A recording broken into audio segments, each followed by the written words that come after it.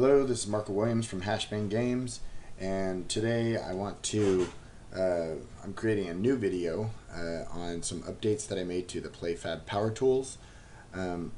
So the problem that we were trying to solve before was have a way to interact with Playfab's cloud script services utilizing some of their server-side tools and making it easy for us to upload the cloud scripts that you're creating and get them onto the Playfab server. So previously, in my last video, I explained and showed why that was kind of a tedious process, and that was because you had to go to their website, you had to upload a file, and you had to kind of manage the revisions on their site.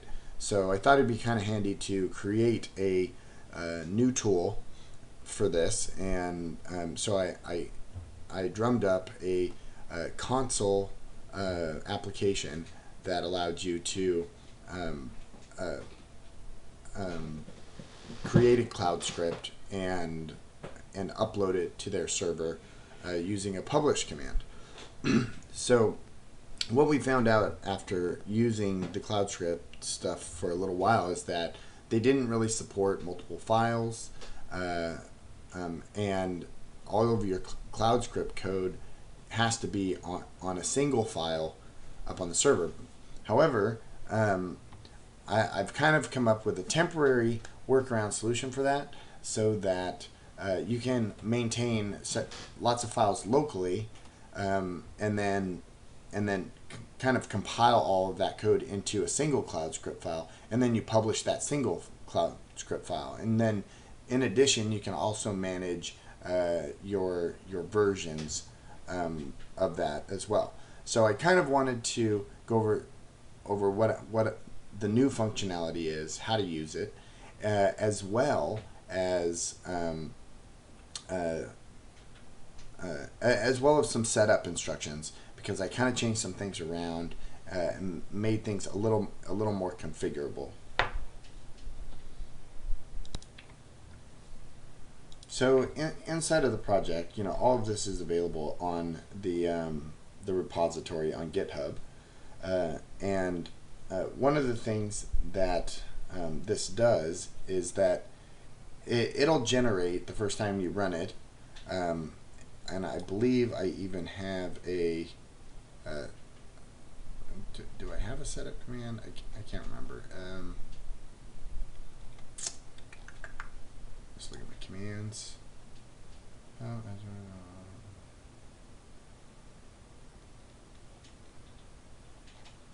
No, I think just the first time you run it, it'll generate this settings JSON file. So what this does is it sets up some basic pathing for where you want your files to be stored, and you can actually put full paths to where your files are. So right now when I run this, I'm storing my files in data files, and then from data files I have a modules path called modules. And this is important because if I open up my Dreamweaver here, and this will just take a second, what you'll see is that I have a main cloud script file, which you don't have to create, and a modules folder. And the idea here is that it's going to take all of these files, compile them into one cloud script file, and then that one cloud script file is what you're going to maintain up on Playfab's cloud script service. So let me see can I show this folder in Explorer? Yeah. So if I go up a few directories, right now I'm just running this out of my project, but you'll see that basically wherever I have this installed, we'll have a data folder.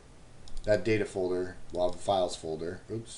Files folder, and then this settings JSON file will get created for you, and you can just, you can edit this in TextPad or whatever you want.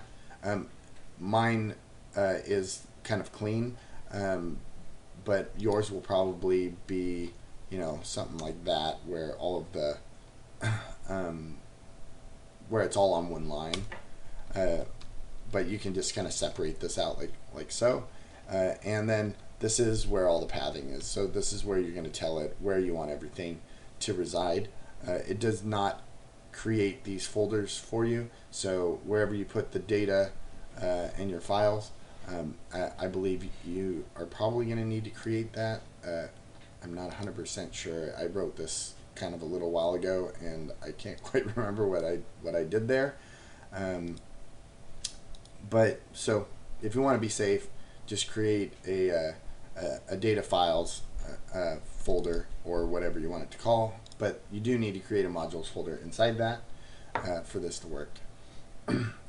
So let's kind of move on from there, and what we'll do is we'll go ahead and run the. Do you want to reload it? Oh yeah, blah blah. Okay, so what we end up with is a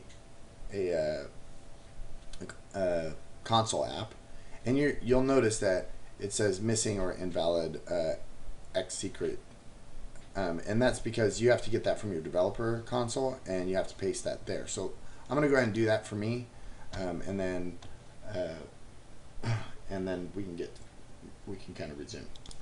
Okay, so I went ahead and pasted my developer key in, and now when I run it, you're going to see that it's going to tell you what version of the SDK I'm running, that it's CloudScript, and that my revision of the CloudScript is 78, and my version of the CloudScript is version 10.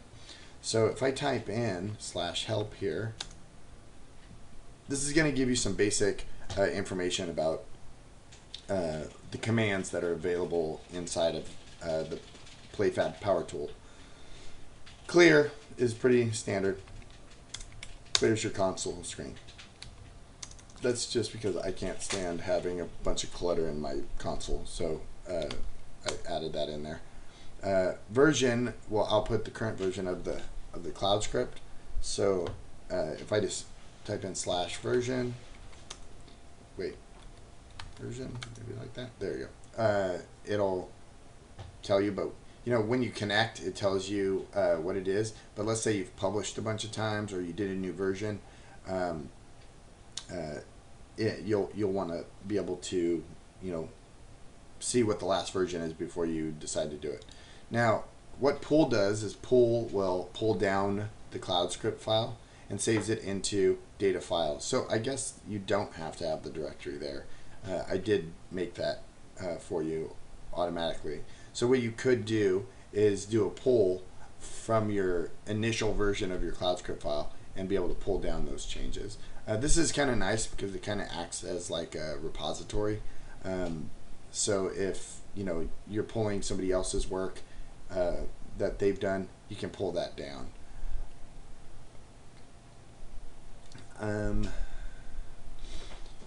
So some of the new features that I added was build, which is not in here. I kind of have to update this help file. But what build does is, if I were to type build here, it says build complete, and what that's actually gone ahead and done is it rebuilt. Oops, yes, blah blah. It rebuilt this entire file. So if I was to actually delete this file out and type build, and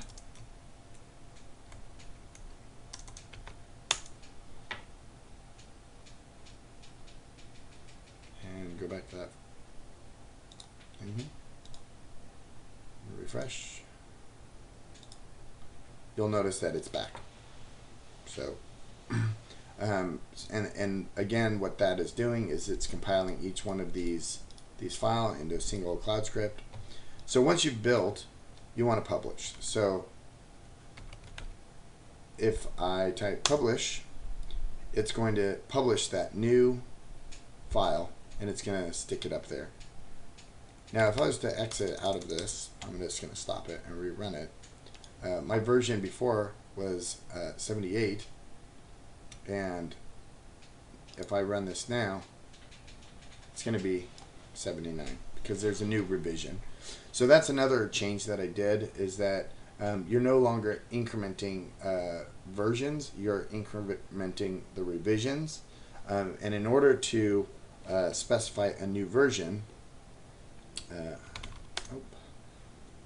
you would publish with new version, and then it would increment the version of your cloud script, and then you would be starting from revision 1 of that new version. And this is good for if you're versioning your API and adding new features once it's in production. So I hope that kind of helps explain the usage of the file, of the Playfab Power Tools, and kind of how to get it set up and use it. As usual, if you have questions, feel free to post on the YouTube video, or send me a message on GitHub. All right, thanks.